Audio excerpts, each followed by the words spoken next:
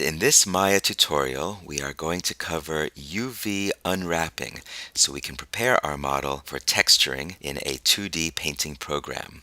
There are 6 parts to the unwrapping and painting process. Stage 1 is preparation, Stage 2, unwrapping, Stage 3, cleaning up our UVW map, Stage 4, exporting the UV coordinates to bring into a 2D program like Photoshop, Stage 5, all the work that we would do to paint that map, and Stage 6, reapplying that map in Maya on a material in the hypershade so we can drop it back on our model. The preparation stage has 2 parts. We apply a checker map, which will allow us to see the results of our work on the model surface, and we do a reference mapping, where we apply a quick automatic map to the entire model and shrink that down outside of the checker map in the UV editor so that we can see when each part is finished. Open up the hypershade with the blue olive, create a basic blend material. With the blend material selected here in Properties, find the checkered square next to Color, click on it, and choose the Checker node. Holding down Alt middle mouse lets us pan here in the Material Viewer. With checkers selected, change the light and dark squares to light and dark colors in the cool color ranges, purples, blues, greens. We apply this to our model and hit 6 to see the checkers. Select that half, hit Command 1. We click on Place 2D Texture and change the Repeat UV. Instead of a 4x4 grid, let's make this 20x20. And we can see something like a checker pattern on the torso, which originally was a cylinder with default mapping. The arms and legs show the extrude that stretched the pixels on those edges all the way down the model. Now that our checker map has been applied, we go to UV to break off this menu and click on the UV editor. The center of the UV editor has 4 quadrants. The upper right quadrant is the 0 to 1 space. Anything we unwrap by default will appear here, and in the end we want to organize our UVW map parts in this space for when we go to Image UV Snapshot to export it and be able to bring it into a 2D painting program like Photoshop. With the model selected, we can see both our checker map and, if we make that invisible, the current mapping on the object. Here in the UV menu, if we click Automatic, we can get a quick and dirty mapping from each of the 6 sides around this object as if it were being projected by a box. Then we shrink it and move it down here so that it can sit inside of a checker right next to the bottom corner.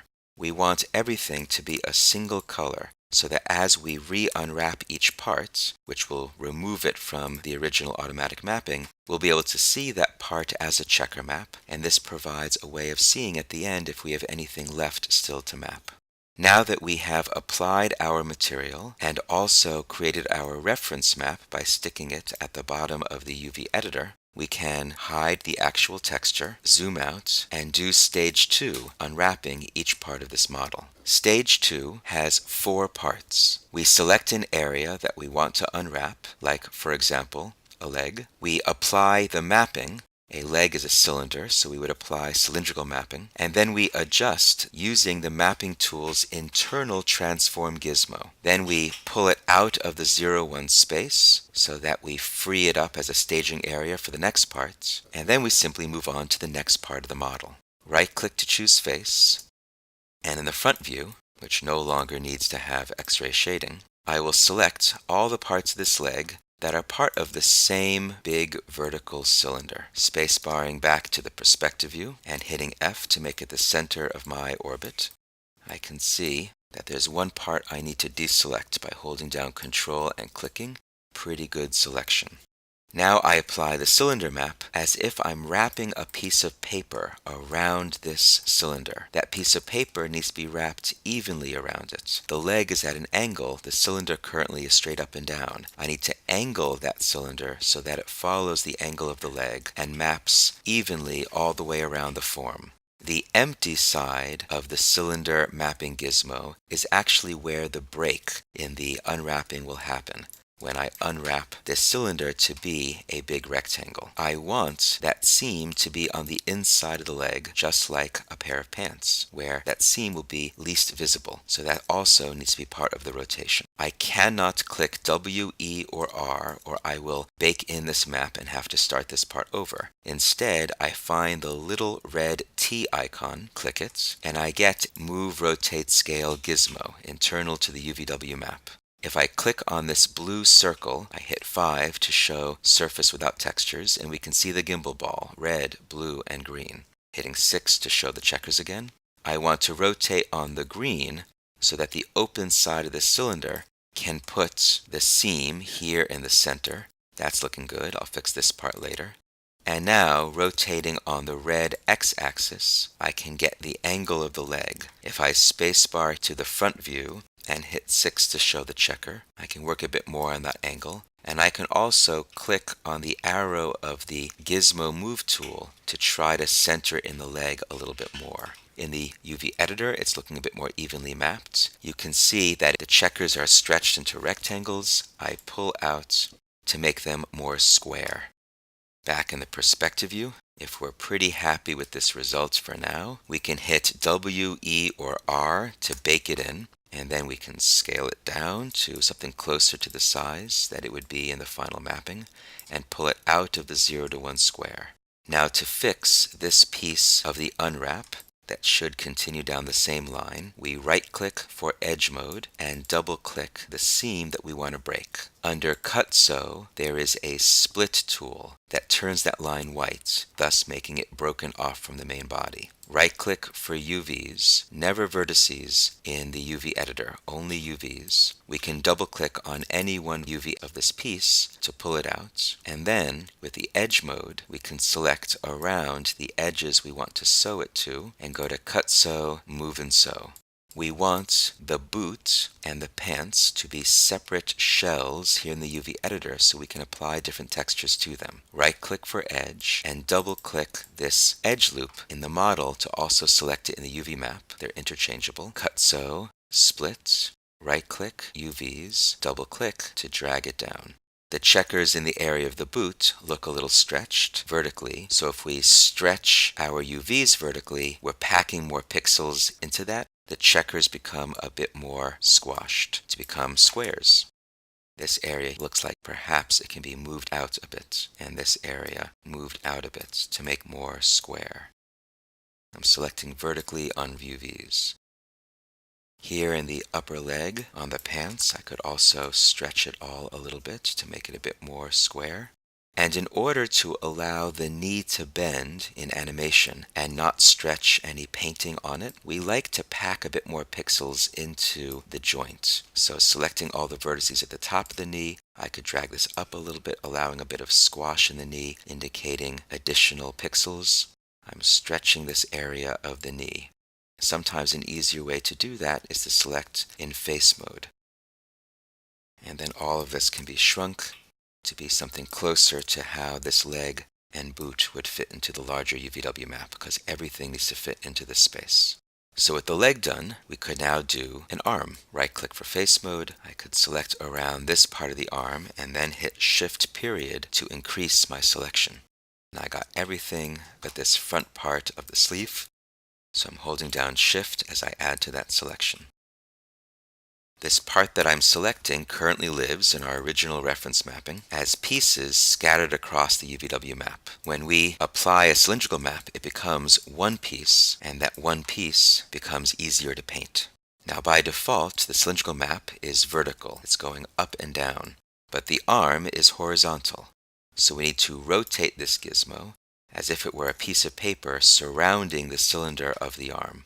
First, we have to find the red T, and we have to resist the urge of hitting W, E, or R. Hitting the red T, we see the gizmo. We click on the blue circle to activate the rotation gizmo, and then clicking on the blue Z axis, we drag it up, and this becomes more of a cylinder.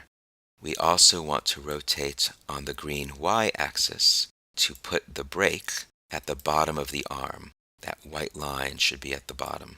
I'm going to rotate a bit on X, to get the upward angle of my arm, and that fixed the problem here at the top. That's a pretty good rectangle. We can hit W to commit it and double click to select the whole arm. And our lives would be a little bit easier if the shoulder were on top and the wrist were on the bottom. Going here to the UV toolkit, we can find Transform, and under Transform Tools, you'll find Rotate, and we can click twice to reverse the direction. We could also have changed this to 180 degrees and just clicked once. Hitting R, we can shrink this so the checkers are a bit bigger and easier to see. And we can see they're all a little bit stretched. As long as they're stretched evenly, we've done that first part relatively well. So hitting R again, we can stretch vertically to make them more like squares. And we're going to want to break off the cuff from the main part of the jacket, because even if they're intended to be the same color, breaking them off lets us paint shadows between them a little bit more easily. Right-click for edge, double-click that edge, cut so, and split. Right-click for UVs, double-click, W, and drag down. The UVs in the front part of the cuff are right now a little bit squashed. Going to face mode, I can drag these up. And going to UVs, I can bring this vertex in so that front looks a little bit better. And all of this can be shrunk to something closer to the final size. The torso is also a cylinder map, but it is actually half of the final cylinder that we want. The cylinder UV map, when it is first created, is going to center itself around the selection, but we want it to be centered around the full cylinder of the torso so that it maps evenly. And the solution will be to simply move that UVW map over so that it is centered around what would be the full cylinder of the body. The UVW mapping process often lets us see any problems in our model. Here's an n-gon. I'll take a moment to go to Vertex, click, click, and in the Modeling Toolkit, hit Connect. W, and go back to face mode.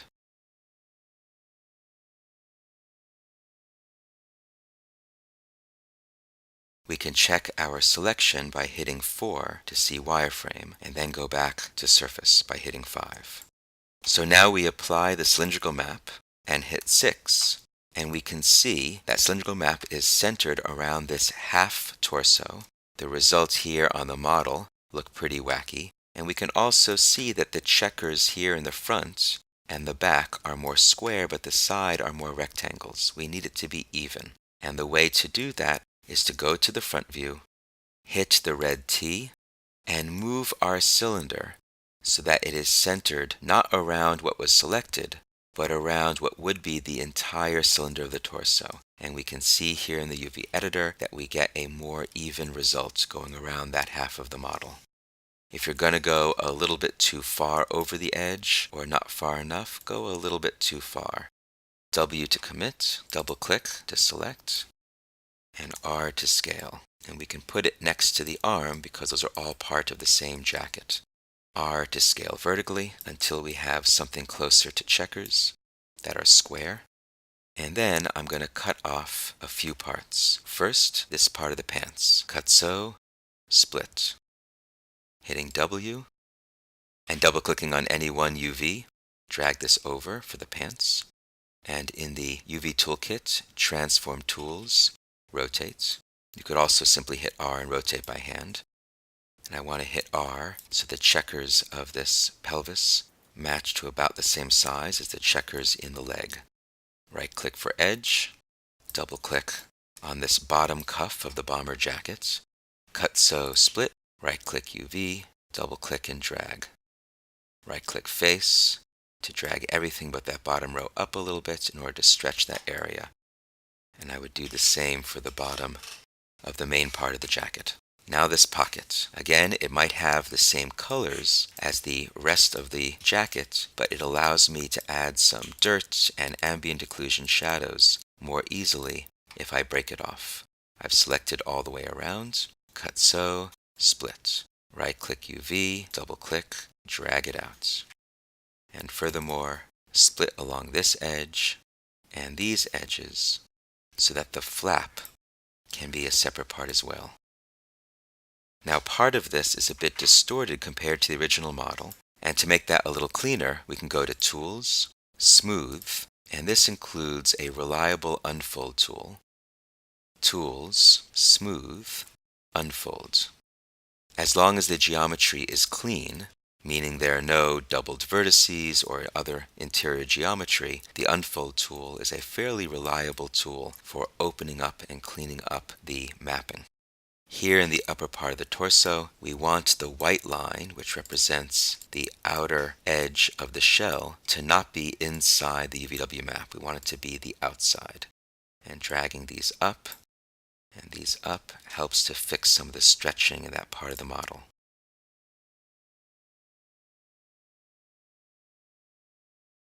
We want to break off the shirt, cut sew split, and we also want to break off the collar, cut sew split. We'll keep the collar near the jacket, but the shirt should be a separate area because it's going to be a separate color. The head and neck are managed in the same way as the torso. They are also a half cylinder. We select all the faces of the face and apply cylindrical map. Just like with the torso, we spacebar to the front view, hit the little red T, and drag it over so that the UV map gizmo is just past the center of what would be the full cylinder of the head. Spacebar our way back to the perspective view, select the neck, and drag it down to remove the overlap with the chin. I can now double-click the edge of the neck and split it off because it doesn't need as much space as the rest of the face. I also want to split off the ear. UV, double-click, drag the ear out, and this could be another good candidate for Tool, Smooth, Unfold. The inside of the mouth is another area that should be broken off, typically at the edge of the lip in the mouth. Cut sew, split, right-click, UV, and double-click to get that shell, and drag it out. Tool, Smooth, Unfold. Hit E, click and drag. R to scale. Now we could try unfolding this face. We will tend to get some problematic overlap in the lips.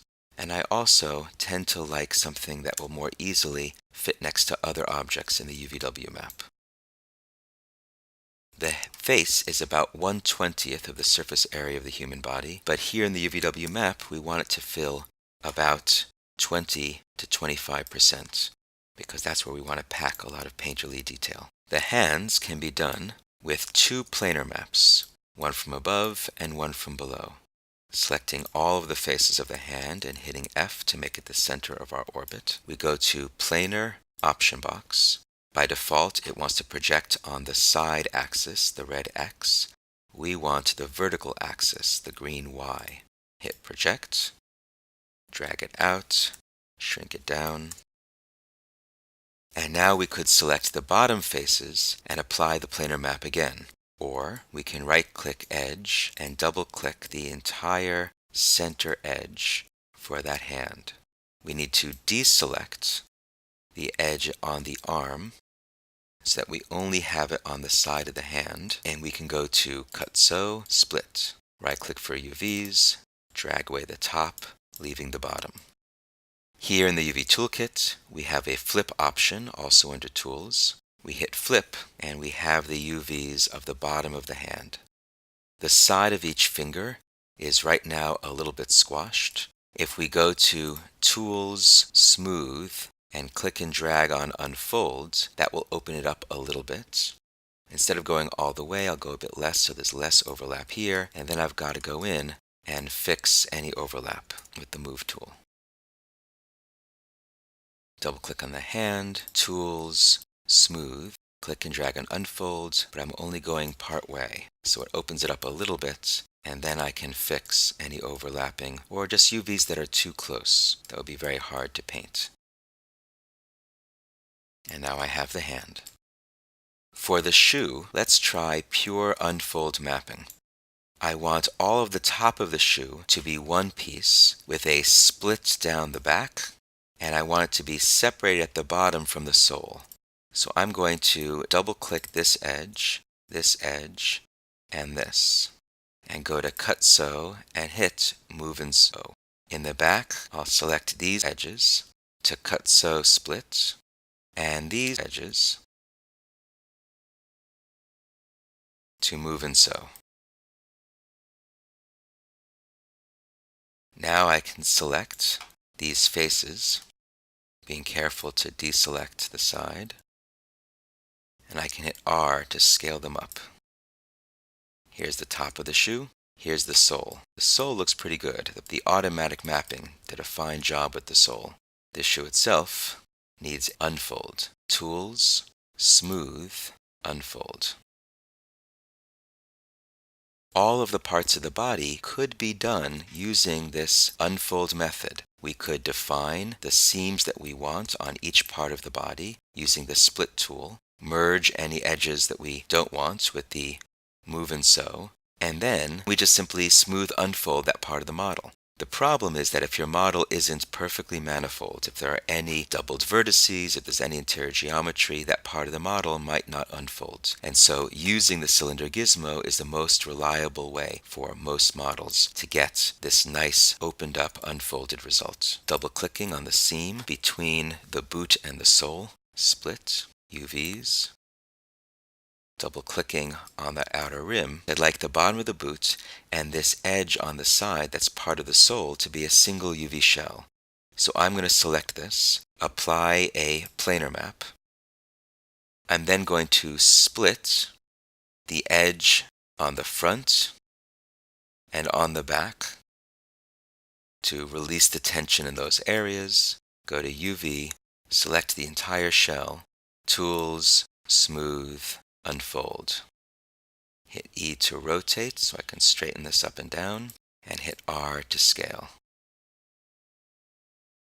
This here is the last part of the model to be unwrapped. These faces here at the bottom. We can apply an automatic mapping, then hit R, scale down, and fit them near the leg. And that is the end of Stage 2. We have unwrapped each part of the model. Stage 3, we clean them up into a single UV square. I'll start by grabbing the entire jacket, scale it a little bit smaller, and fit it into one corner. To use the space a little bit better, I'm going to move these parts over, move these over, and allow the larger edge of the jacket to fill this corner. You might have use of this space later. Now I'm going to get the head, Shift Control to add to my selection without inverting anything already selected, and drag it over. Hit R to scale. Double click the ear to drag up. Drag these pocket pieces a little bit further over. And the inside of the mouth doesn't need to be very big. And this can be rotated to better fit. We need to maintain a gutter between each object, some spacing. It doesn't need to be huge, but it needs to be more than a few pixels. Assuming this entire shape is 2048 by 2048, something roughly like 10 to 20 pixels between the shells is a good idea. Here's the pants. Here's the top of the boot. Here's the bottom of the boot.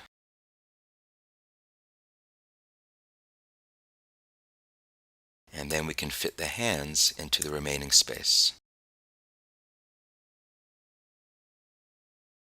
If I drag this mouth and arm higher, we have more space in the middle, which is good because there are other parts of this character that I'd like to include in this UVW map. Going back to object mode, hitting Command 1, we have the goggles and the scarf. Command 1 to isolate the scarf. I'm going to try the unfold method on this scarf. Planar map to get a quick, crappy mapping on the entire thing. Hit W, and then in the edge mode, select the edge that I want to break off.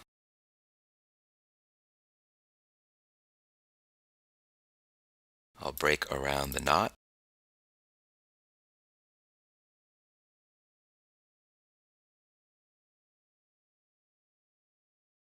And I can do this in parts. I don't need to select the whole thing at the same time. I certainly want to break off the front and the back. So now we cut, sew, split, go to UVs and double click a UV. And if it pulls off cleanly, we didn't leave any edges unsplit. And once we have these separate shells, we can go to Tools, Smooth, Unfold. There's the knot, there's one branch, and another branch. So far, so good.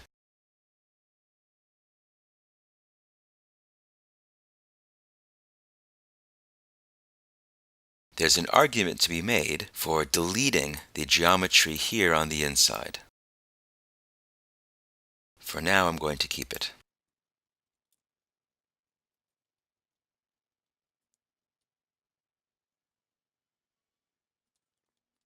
But I'll make it really small. Now it looks like there's some broken geometry here.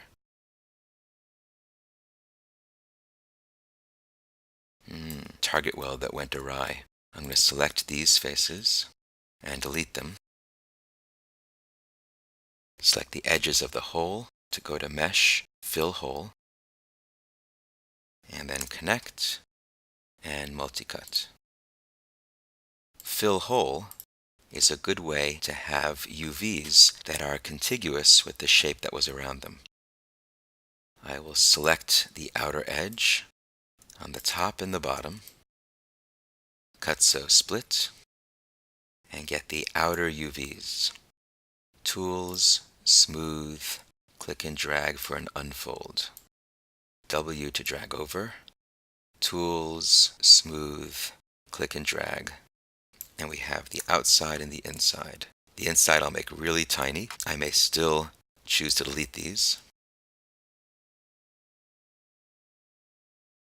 Now I could make the UVs for the scarf, fill this square, export it at something like 512 by 512, and make it a separate texture object from the rest of the character. And if I intended to redress this character different times in a game or a film, it would be a good idea to make it a separate texture map. In this case, because I intend for this character to all be one texture, I'm going to go back to Object Mode, hit Command 1, and select both the character and the scarf at the same time so I see all of their UVs.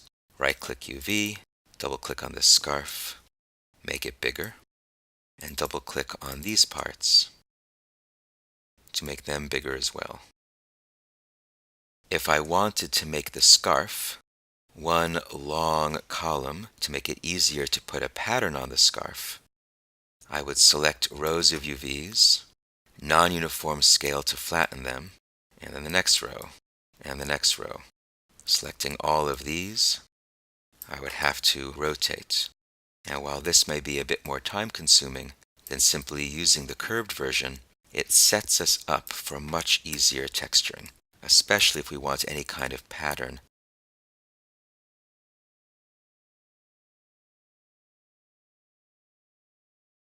In Object Mode, we can go back to the Hypershade and drag this texture on the scarf. And the checkers along that now straightened part are still very clean.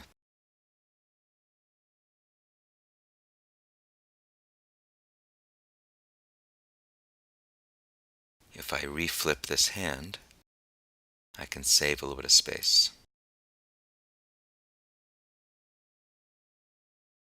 And have the room to scale the scarf up bigger.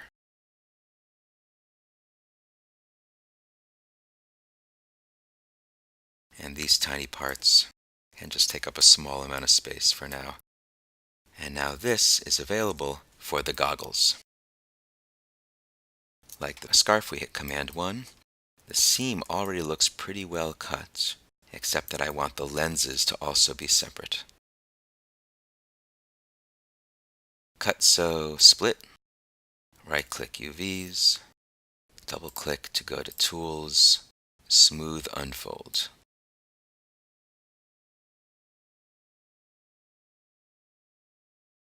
Get each lens, Tools, Smooth, Go to UVs to be able to apply it.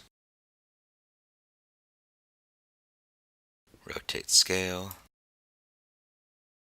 Rotate scale. We can apply a quick, smooth unfold to the back. But just like the bottom and the inside of the scarf, we can also delete that geometry if we're sure it's never going to be seen. Right-click for Object Mode, Command 1, apply the checker map, and select the other geometry as well. Here's the shirt that also needs to be added.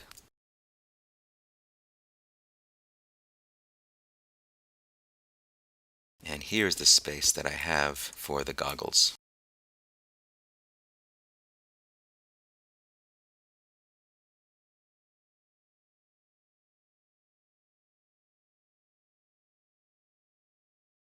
I don't need as many pixels here in these two corners, so I can make them smaller so the object is not quite as long and makes better use of the space. On the back I have the strap, which has a front and a back. If I smooth unfold, it becomes a little bit more legible. And in Object Mode, I can select all of these parts again.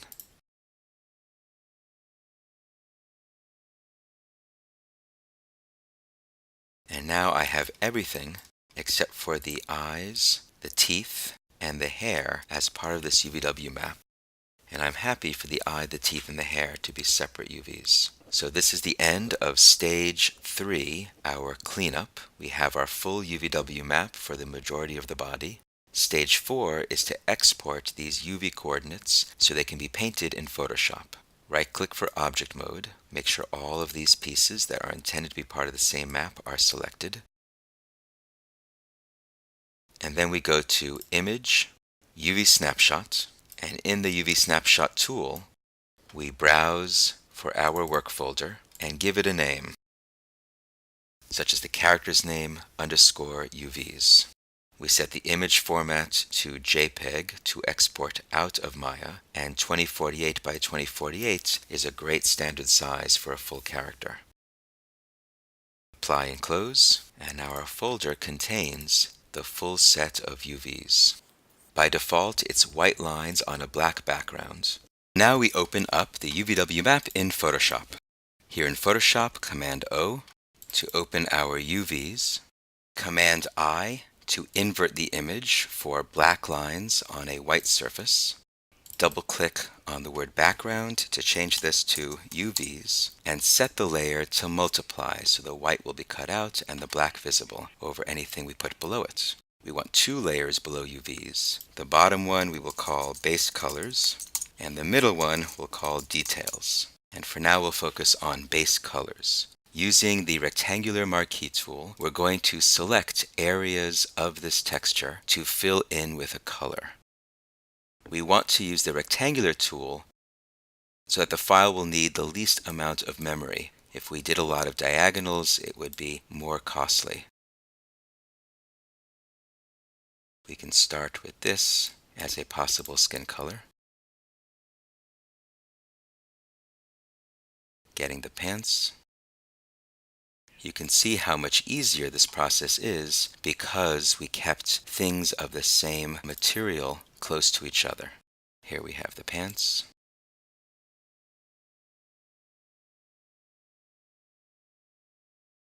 Here's the boot.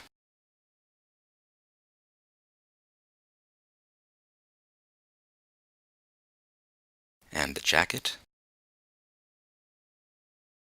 The goggle lenses. And the goggle base. All of this is scarf. Here's the inside of the mouth. And a shirt color.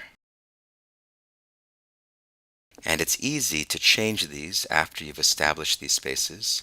At any time you can decide, I really want these pants to be lighter, and you can use the paint buckets to fill in that shape.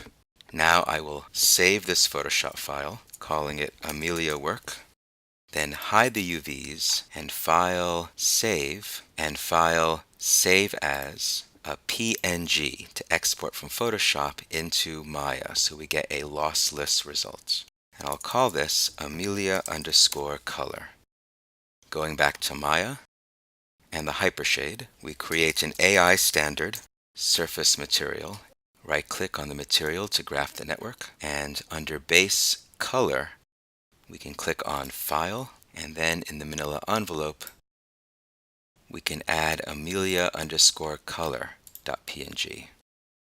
And when dropped on the character, we can see all those colors applied. Middle mouse drag from the material to the object. This intense specular could be reduced and later reintroduced with an actual specular texture map to control the reflectivity of each part of the mesh. And we can add opacity maps to enhance the hair once that's textured, and bump maps to enhance the detail on the clothing. We can go back into Photoshop, paint in all of the details, and resave the PNG over the original, reload into Maya, and see that change updated. And that is the entire unwrapping process in Maya. To unwrap the hair, apply a quick planar map, and in the UV components, go to Tools, Smooth, Unfold. It can be helpful to release some of the tension in the model by creating slices in the form.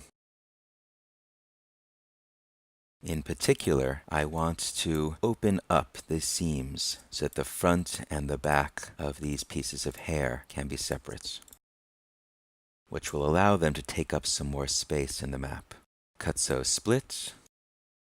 We can grab these pieces and unfold them. Missed a couple of edges. Cutso split. Unfold and move this piece out. And now, when we smooth unfold, these pieces are able to expand. We could further release some tension here on the back, at the very least, down the center. Cutso split, Tools, Smooth, Unfold. Scale this to fit the space. These pieces are not likely to be seen, so they could be deleted or made much smaller. And that's the main mass of the hair. If we want any stray hairs to be visible, those should be done with opacity. In the front view, Mesh Tools, Create Polygon. And let's say I want a few stray hairs coming here out of the top. In the Vertex Component mode, I'll connect these up, both for quads and modify center pivots.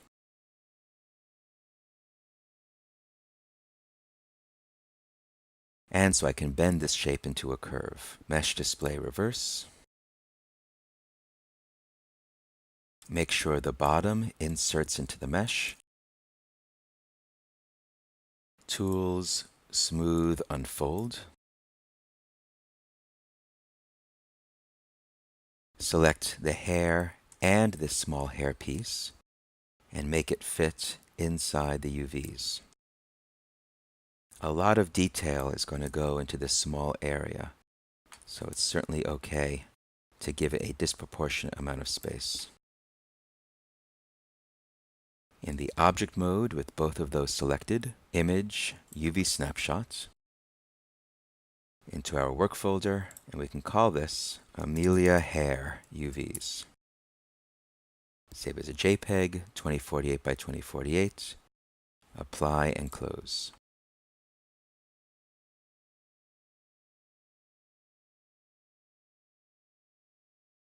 Here in Photoshop, we open these UVs, Command-I to invert, double-click on Background to unlock it, and name it UVs, and we can create a couple of layers for painting. Our base colors and our details. Set the UV layer to multiply, and perhaps a lower opacity. Fill the background with the color that you want the hair to be. And in the details layer, with pen pressure turned on, we can start painting details. Think of the hair as being drawn in large clumps, instead of trying to do individual strands. Form these larger shapes. Naturally, we would go much further with those details, but for now, let's take a look at the piece that's intended to use opacity. Let's use a hard brush and draw some individual hairs. We can fill in the area that's meant to not have opacity, where it inserts into the head. And for the moment, this is our color file.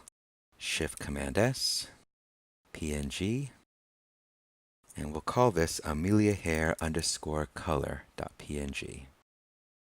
Now we create a new layer that we'll call opacity, and we'll fill it in white.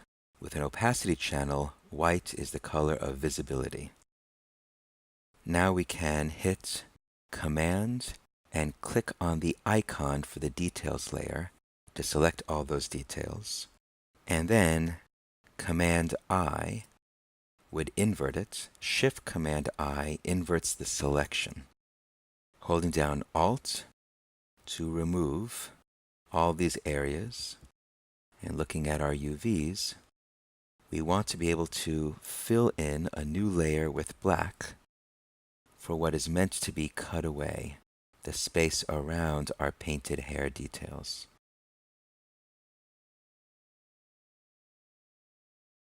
Hiding the UVs layer, we now have a black and white image. White will be visible, black will be cut away. Shift-Command-S to save this as a PNG. And we can call this ameliahair_opacity. Back in Maya, open up the Hypershade, create a new AI standard surface, which we can name AISS_hair. And for the color channel, we add a file node, and then the hair color, PNG. And then we find the geometry roll down where opacity lives, add a file node, and add the opacity PNG. Drag this onto the hair and the hair piece. And in order for this to show opacity in the render, we go to the attribute editor, the Arnold roll down, and turn off opaque. All meshes do not allow transparency by default with the Arnold render, so we have to turn off that value. And now we can go to Arnold, Lights, Skydome Light, and do a quick Arnold render. And we can see the transparency effect on these hairs. The specularity is distracting, and we would want to paint detailed specularity, so for now, we can just set the weight of specular back to 0. Command-D to duplicate this hair, and you can add it in smaller places elsewhere in the head, and there was room in our UVW map to make a few of different shapes and different designs. 2 or 3 scaled and rotated around the head is usually enough to create good variety. And if this is painted with a lot more detail, they'll feel more integrated. To combine the two sides of the model, we select one side, shift-select the other, and in the Modeling Toolkit, hit Combine. Command-1 to isolate it, spacebar to the front view, where we select all the center vertices.